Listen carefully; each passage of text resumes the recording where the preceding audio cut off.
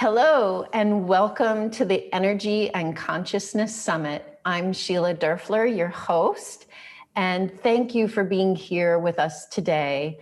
We have Sabine Oel-Cocco, and Sabine is a dear friend from my meditation community, and we've been at a few retreats together, and she works with several modalities and is here today to share her wisdom, her journey, and some great tools to help with just working with our energy and our consciousness and healing our hearts and minds.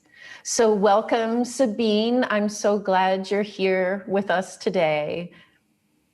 So thank you so much, Sheila. I'm so happy you have me here with you, and it's really a great possibility to talk about this very important stuff, because we all are challenged now in this time.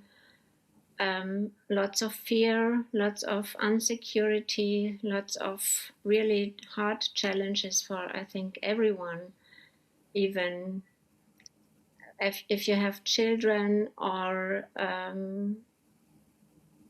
own personal challenges. So this is, I think, compressed. The own challenges are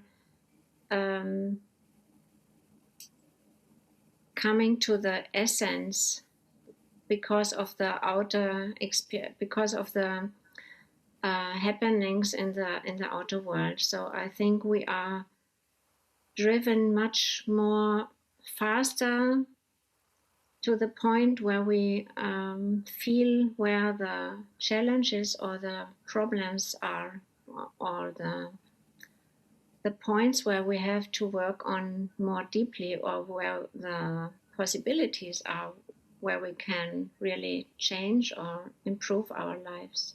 So it was a long introduction. Yeah, I think that is such an important point, that, these times are a catalyst for our evolution. So, yeah. So you have so many beautiful tools you use when you're working with clients and working in your own life. Can you share a little bit about what tools you're using and just your work, because it's so comprehensive and just it's amazing. So thank you so much. It's a pleasure for me. So I really started the work with art therapy. So I started my own journey with art therapy, and then I came in the direction to my desire came up to work also with children. So I did a training in coaching for children and young adults. And so I came in the direction with NLP and learned a lot about this. And we did some stories for the brain, fantasy stories. It's translated in German like this. And these stories are already having some parts of hypnosis, but it's not called hypnosis because perhaps some parents are afraid of the word hypnosis, because some people are thinking it's about controlling or programming the brain. And so it's a better word, I think, for it. And then I worked a lot of time with children, and I loved it, and I love it still. But my journey went further, and my desire, it was in the same time I started with the work of Dr. Cho. So my own journey was really exciting, and I there came up the desires to learn more and deepen, and I think in this way I came then to the training of Marisa Peer, and rapid transformational therapy. And so, and half a year ago now, I also take, I only know the German word for it, aura chirurgy. In translation, it would mean aura surgery. I don't know if. So aura as in biofield, and then surgery. So like aura cleansing, aura. Yeah. So maybe you could just describe briefly, like, is that like going into the aura and, removing traumas, healing traumas and, stuck energy? Is that basically what that? For example, it also are perfect to remove karmic patterns such as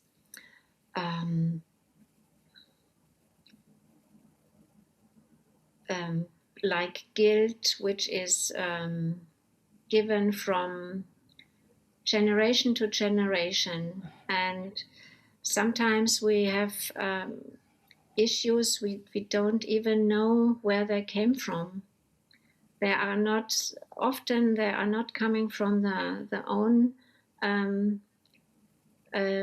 this time life, if someone is believing in several lifetimes. And sometimes issues are vererbt in Germany, given from generation to generation.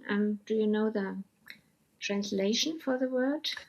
Ancestral, and then Yes. there in the there's also a term that people are using. They're sort of making a they're distinguishing between ancestral trauma and intergenerational trauma, and then there's collective trauma that we have as a culture, as a world, as a global community.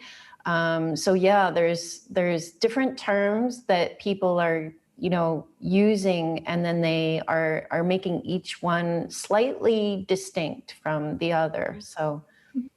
So in this, that's perfectly, because it's not so much important where really it comes from. Trauma also can be reactivated even when you watch a movie. Yes. So for example, I am remembering in my journey, there was a black-white movie with the famous Ingrid Bergman. Oh, yeah. You know her. And she played the Holy Johanna in middle age, and she was burned as a witch. And I saw this picture as I was, I don't know, a young girl, 9-10 years old.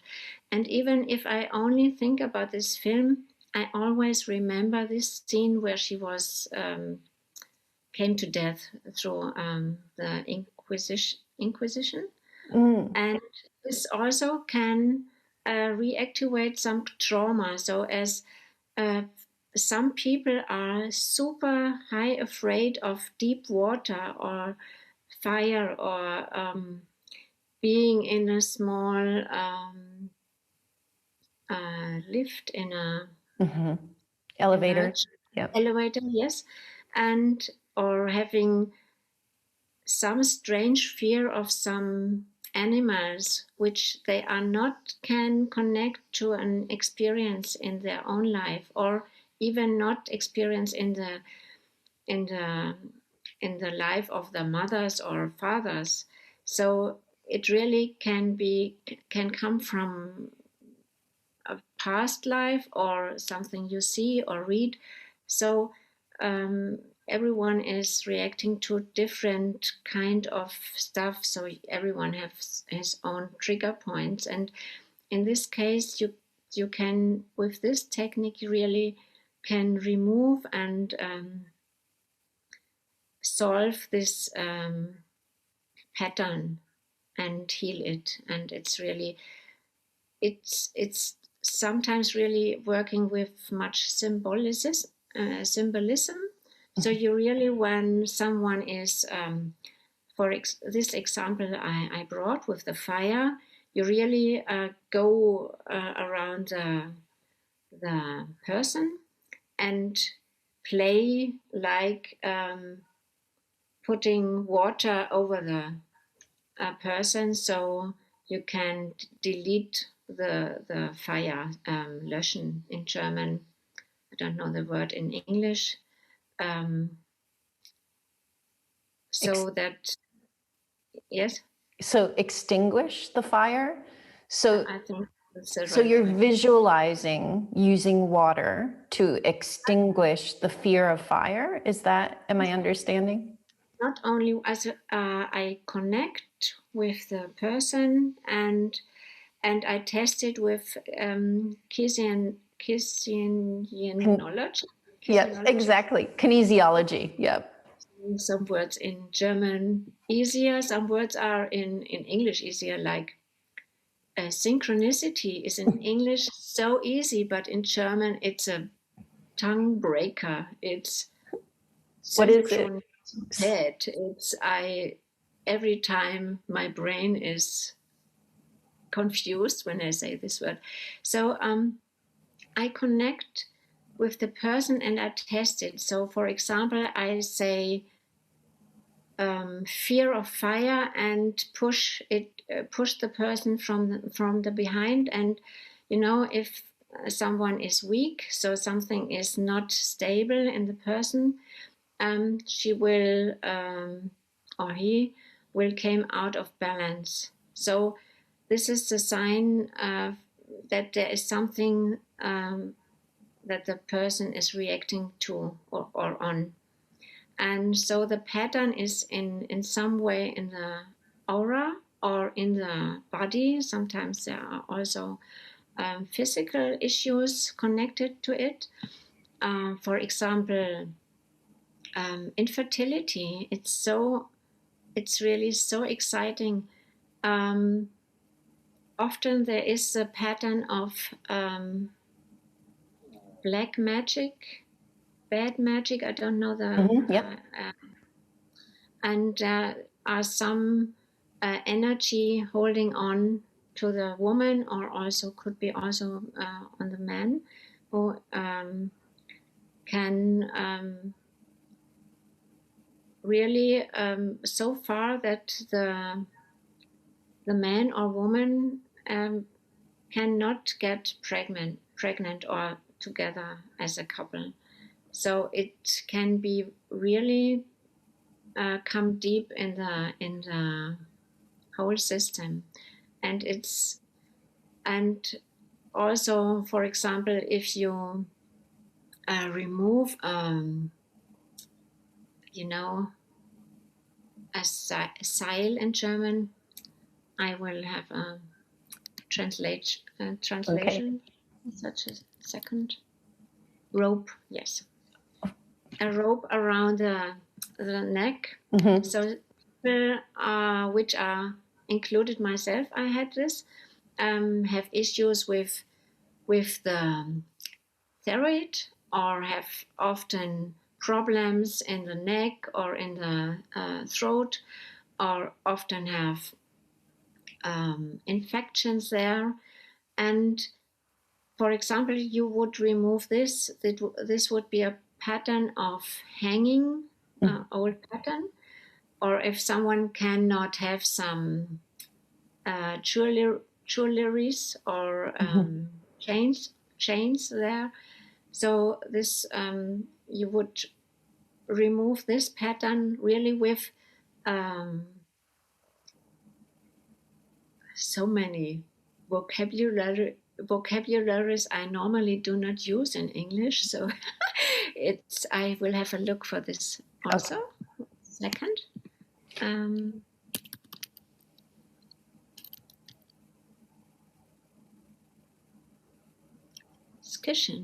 Scissors. Cut. Oh, scissors. Scissors. Yeah. Mm-hmm. So you go with a real 3D scissor and cut this chain or this, Rope. yes, and the noise of the clicking of the scissor it's really going through the whole system. It's so amazing to watch a person when this energy is going away, is deleted, and suddenly sometimes the blood is coming back to the face, or the state of standing is absolutely changing, or the whole energy is coming back again, and it's so exciting. Really, I'm amazed, and because I love this work, all the whole stuff, because every story is so different, and when you connect all these different techniques for exactly this person's story, and I do from this side, or if when I feel this is much better for the person, perhaps we do some painting when someone is really creative, or I give some cool tricks I experienced for myself, as writing in the morning 3 pages of writing only stream of consciousness, or also when they know me a little bit better, I also recommend for sure always Dr. Cho, but I don't know, I don't put it too early in the conversation, because some people need a little bit time to connect and have trust and connection, and then I bring it on board, or recommend a book or a meditation or something like this. So I think it's never only one technique. We are so great individuals, and everyone have so much experience, and so much, everyone have such an exciting story. So why only take one technique with the expectation to solve all problems? So it's really, I love it, really. Yeah, and I agree. I agree. In my journey, I've been on my healing journey since I was 18, and the number of tools I've found and used that help me through a particular time or clear a particular level. It's moving on to the next tool and allowing yourself to be guided, allowing your intuition to lead you to the work that will help you most. And even from moment to moment, I find that there are tools that for a particular thing coming up for me, maybe the meditation is the best way to work with what's coming up, or psych-k, or sometimes just a walk in nature. Sometimes it can just be a simple thing, breath work. So it's just sort of, following our intuition and deepening that connection with ourself and our inner healer. And then having the tools, like having a big toolkit to just, this is what I need in the moment. This is what my inner, self needs. Can you talk a little bit, because before we were recording, you were talking about how you use intuition and how that connection is so much a part of your life and your work. Yes, for sure.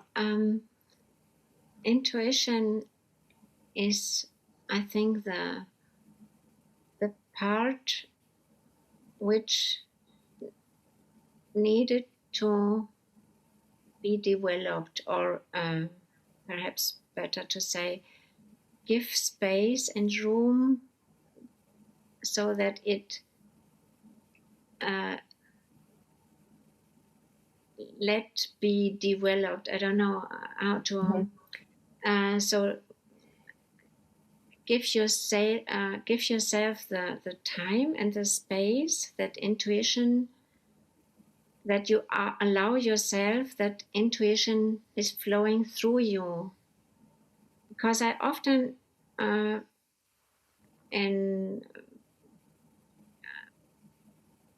particularly in the beginning of my work with clients, I set myself much too much under pressure, this technique, and then I have to say this sentence. And also when you work with hypnosis, so much you learn about the scripts and all the stuff. And I love the words and the scripts and have the tools, but every time you work with a client, I experience that I cannot have all the ready scripts, put them on the person. So I have to learn to make myself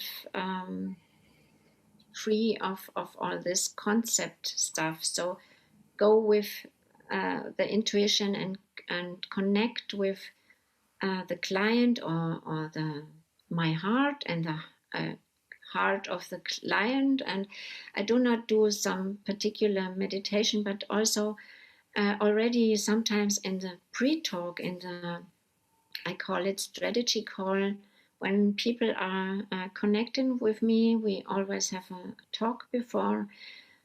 We find out, can we work together? Can I help them? Are they looking for me, and is it the right person I am for them, or is it better they do their own work? Or also, are they ready for change? It's really important, because so many people want to have something in another way, or being healed or something, but they are not really ready. So they are often not ready to jump. And when I work with someone, I really go 100% from my side, and I need 100% from the client side, so we can really do everything we can together. I'm not the healer. I'm not the doctor giving them some magic pill. So it's a process. And already in the strategy call, we are going also in the pain of the story. So I'm listening a lot and shutting up a lot, because they need the room and space to talk about their problems. And sometimes I really feel like I don't know them, but connect with them internally. It's sometimes the same feeling as falling in love. I so often experience it, or sometimes also in a therapeutic session. I thought, it's so much love there. They are open and talk about their stuff. Sometimes they have really no one to talk all this dirt and pain and guilt feeling, and they can bring it. And I'm like an bucket, but with a hole in it. So I feel after a session as happy as before, or mostly much more happier, because they let so much stuff gone, and they let so much package in the, and we solve so much package that they are really much lighter. Mm-hmm. And in the session also I have some techniques I mostly do or work with them, but in between I don't know how it came, but on some day I experienced there are coming so much metaphors. Sometimes it's a fairy tale, sometimes a story, or sometimes something what I experienced or heard somewhere or someone in some time, and I don't have um, I don't have it ordered for this case. It really comes from my inner um, feeling, and they often say, how do you find the words?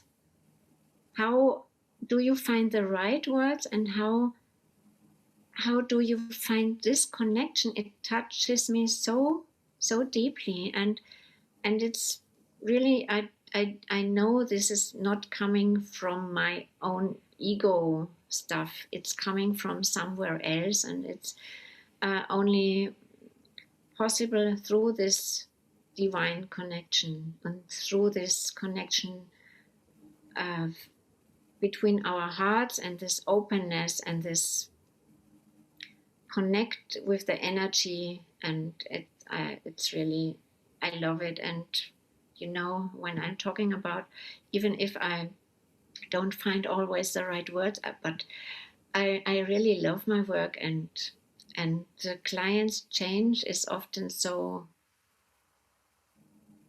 I'm flashed every time. I'm not talking about everything in one session. Mm-hmm. So when I work with clients, we are working together a few months, 3, 4, sometimes 5 months, and I'm on their side between this work and between the sessions, which are sometimes going about 4 or 5 hours, and we are, they can write me, we can have a talk or a call, because change is always going in waves. So the expectation, I go to the doctor or the therapist, and they help me, and then it's going like this. It's the same as in meditation. It's the consistency, working on it, and taking the efforts, and not looking for the end, for the result. As Dr. Cho always says, don't celebrate your efforts, and don't look for the outcome. So this is the best way, and so much wisdom from Dr. Cho I'm taking with me, and bring it, I think, intuitively into this work also. And so, yes, I don't know if I answered the question. Yeah, but I think you did. Actually, you brought in so many other beautiful things that are a part of our finding that connection, finding our inner voice, finding the intuition and the inner wisdom that is innate in each of us. We are born with this. It is our birthright. And I love how you brought in so much of like, it is about the heart connection. It's about connecting, using the heart to connect with yourself and with other people. And that is how we open up to ourselves, to others, to oneness, to that divine, to the divinity. So it makes complete sense that all of your work is creating this beautiful, intuitive way that you're working with people and living your life. And just being open to being guided. Like, so much of what you said, it was so rich and so full of the sort of juicy results of just doing the work for so long. And so with the Dr. Joe Dispenza, because we keep using, in the community, everybody uses the shorthand. So I just wanted to say his full name for people who maybe don't know his work. We have both been on that journey. And it sounds like so much of that work has informed what you're doing now. So can you share a little bit about, maybe more specifically about the heart coherence, the brain coherence, and how we get there? How can we access the heart? Okay, so mostly it's when we are in stress, or the anxiety is coming up, and this is nowadays really, for I think everyone or everybody, a really great issue. It's not so easy to connect with the heart because of the stress response. So we are driven through our fight nervous system, and this makes our brain so hyperactive, and we are not able to connect with our feelings or our heart because we are in this trained state of being. And as we know from, I hope I bring this stuff from Dr. Joe Dispenza in Right Way together. So we are trained ourselves so often in this state of being that this program drives our life, and we lose our guidance, we lose our mastery. We are on some point not able to, that our system is doing what we think we want to do, because we are on autopilot. Oh my God. Pilot. On autopilot. Oh, sorry.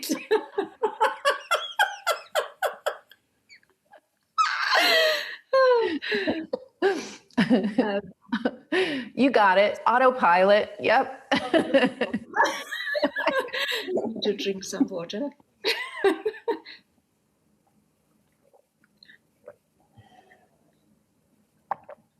So Miles Davis, the famous jazz trumpet player, always said, "There are no mistakes. So let's start again." Right. Autopilot, yes. And we lose our control. So we think we have the control because we are thinking and doing and thinking and what shall we do and all this stuff, what is going on in the forebrain. But it's not the part where we can connect or are able to connect with our heart. It's sometimes some people are feeling it like the head is divided from the rest of the body, and we are sometimes so we lost the connection to our feeling, to our body, to our whole body. So there are so much techniques to reconnect with the body again. There are so many ways to go to Rome, but I love the work of Dr. Joe Dispenza the most, and I love really to breathe in the heart. And there is some technique breathe from the center of the earth and visioning the energy drawing up to the heart, and then concentrate or think on the think or imagine that you connect with the point where you think your heart is, and where the attention is going, the energy is flowing. We learned also. And when you do it again and again and again, even if you don't feel anything for a really long time, someday you will feel it. And this also is what I learned so deeply from Dr. Joe Dispenza, to not give up.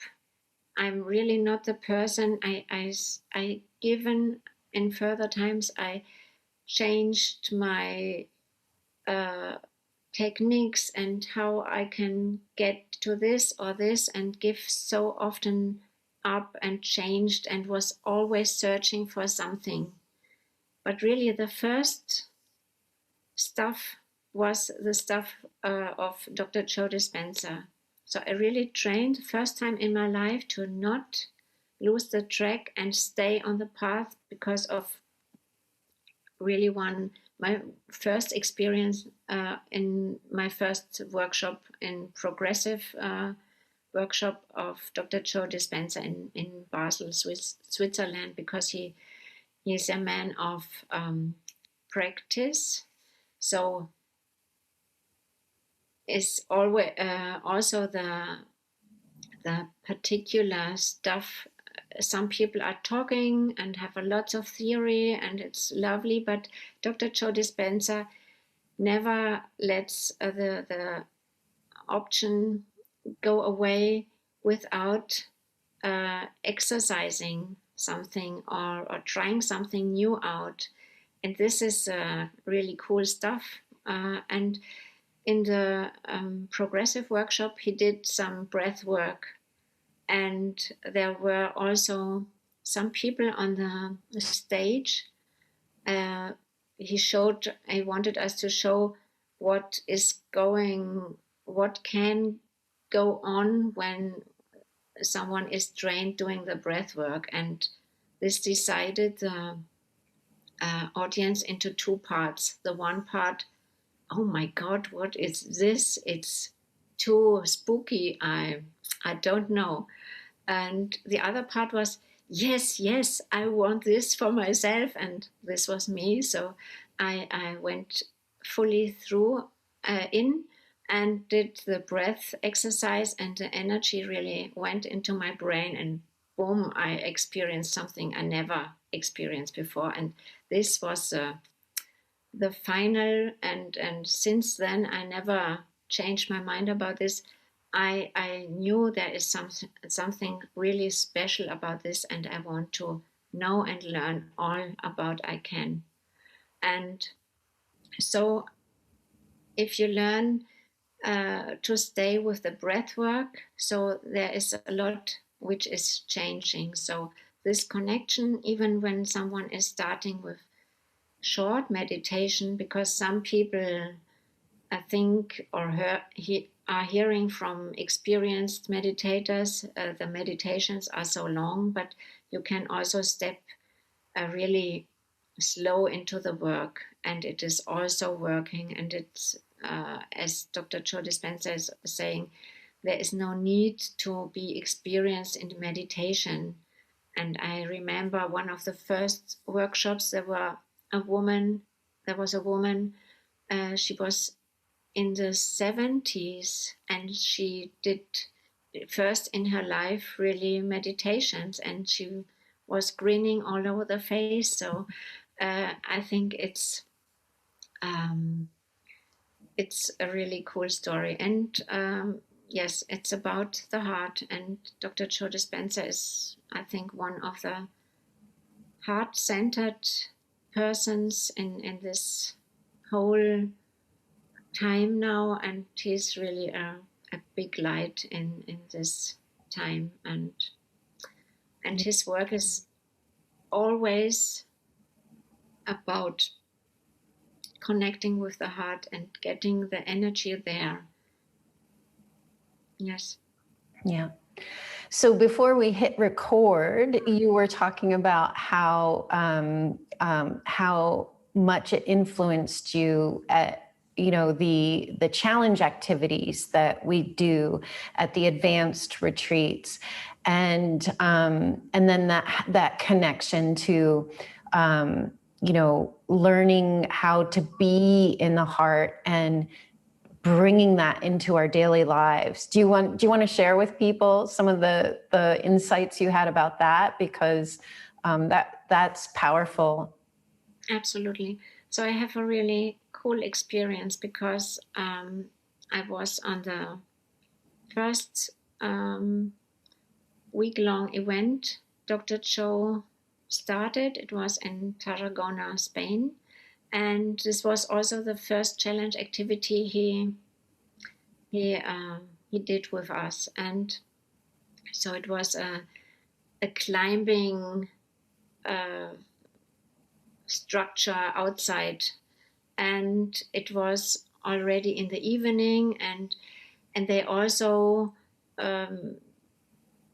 were beginners in structure the whole stuff, because it was the first time they did it, and we were, I think, about nearly 2,000 people, and so it was already evening, and I sensed myself, so if it doesn't work for me today, so it's not too bad. So it's not my strongest part. I love to meditate. I wasn't expecting doing something in 3D, working with my arms and my body, and I was not open to myself, that I was afraid a lot, and that I had a lot of fear to fail, or that what if, when I'm in the middle of this crazy stuff, and when I getting super weak and only behave like a little baby, well, mommy, get me home, I won't stop this. So you're going on a retreat, and you want to be a real hero, and this is the absolutely opposite. And I was talking to people, and I went a few steps behind. So the end of the story is I did the challenge activity, but only level 1. And I knew I could have tried out a lot, much more. Have been 3 levels. And there were people which have really some physical problems, which went in and did the level 3. So I felt not good about myself. So this was the whole week long was amazing. But in this case, and nobody knew, this was my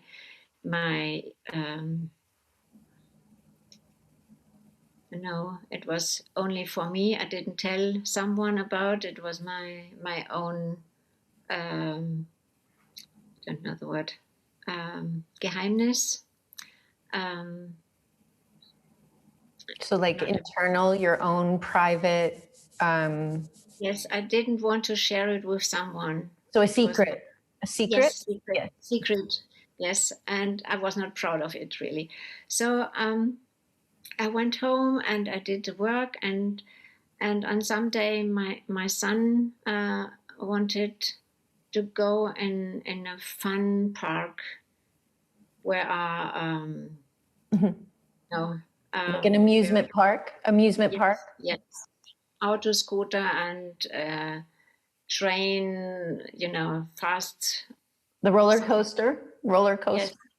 Yes, and there was also a garden where you can climb in such a high. It was indoor, and I knew this. And as we planned to drive there, I said to myself, so now this time you can't get away from this. You will do this.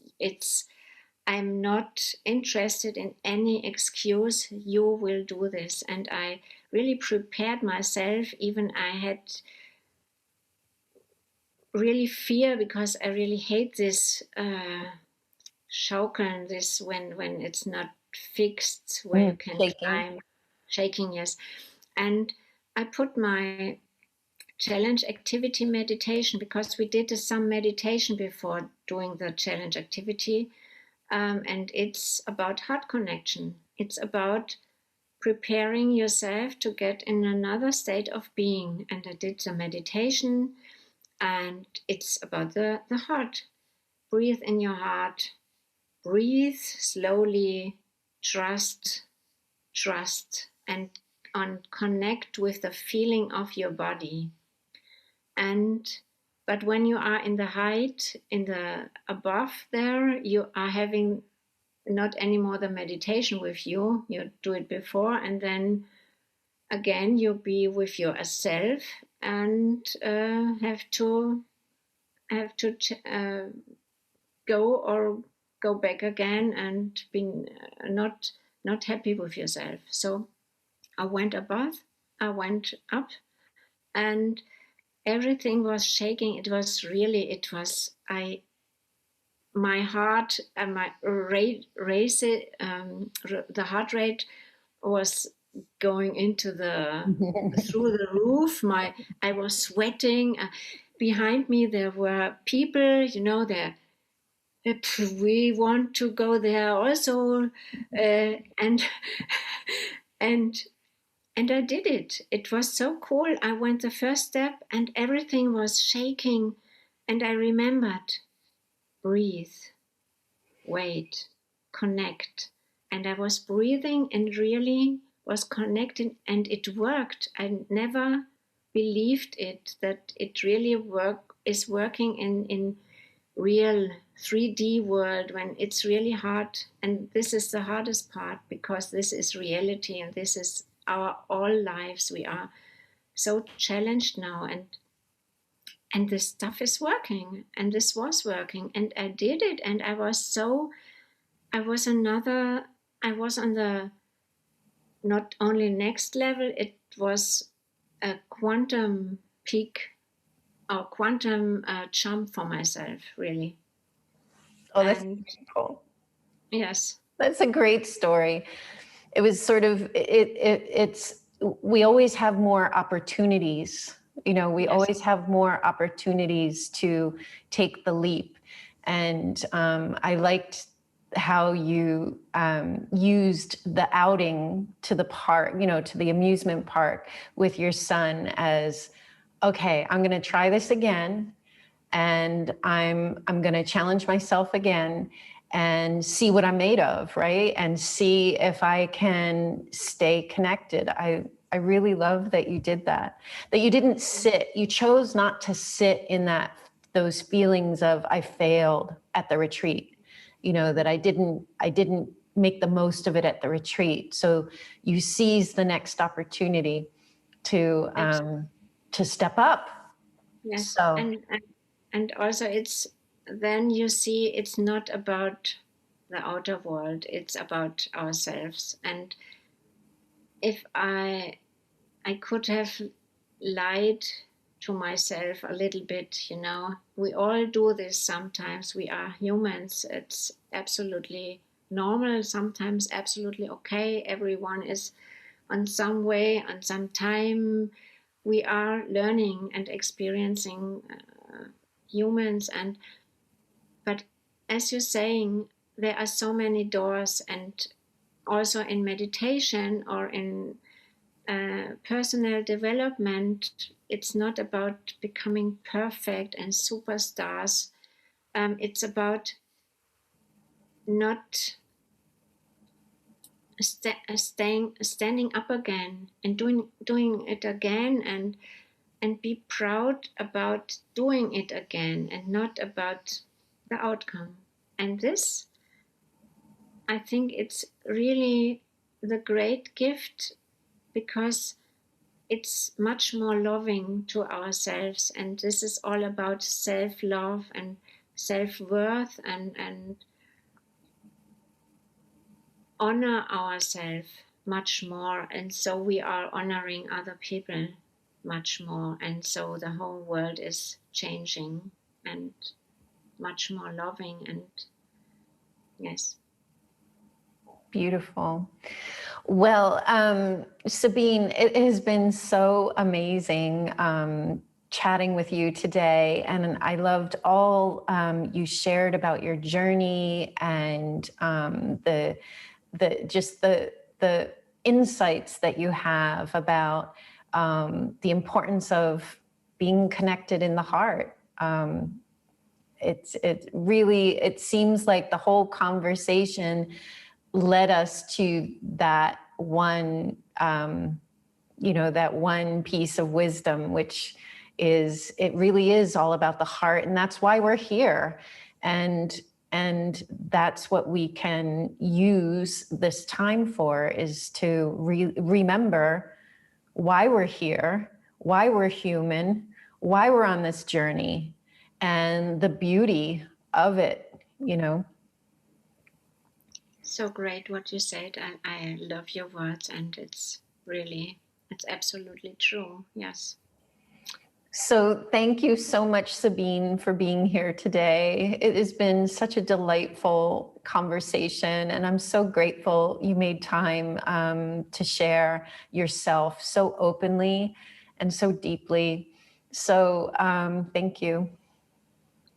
Thank you. It was really an honor to talk with you and have the opportunity to tell some stuff and some stories. And I hope for some people it's helpful. Yes. So before we go, can you tell everyone where they can find you if they want to know more about you or your work? Yes. First of all, you can connect with me on Facebook when you search my name, Sabine Oel-Cocco, or you can find my website, www.sabineoelcocco.ch. So it's Switzerland website. But if you Google my name, you will find me also. Okay. And but my website is in German, but I'm sure you find you can connect me via Messenger or also over my website. So when you write me in English, I will connect with you also in English language. So. And actually, when I've gone to your website, Google will translate. When I do it through Google Chrome, it gives you the option to translate to English when you load the page. So just so everyone knows that it can happen automatically. If your computer does that. And we'll have all the links written below the video as well. And thank you so much. And thank you everyone for being here for this conversation. And I hope you enjoyed this meandering conversation that took us on a journey back to the heart. So thank you, everyone. And there are more interviews coming, and I look forward to seeing you there. So bye for now.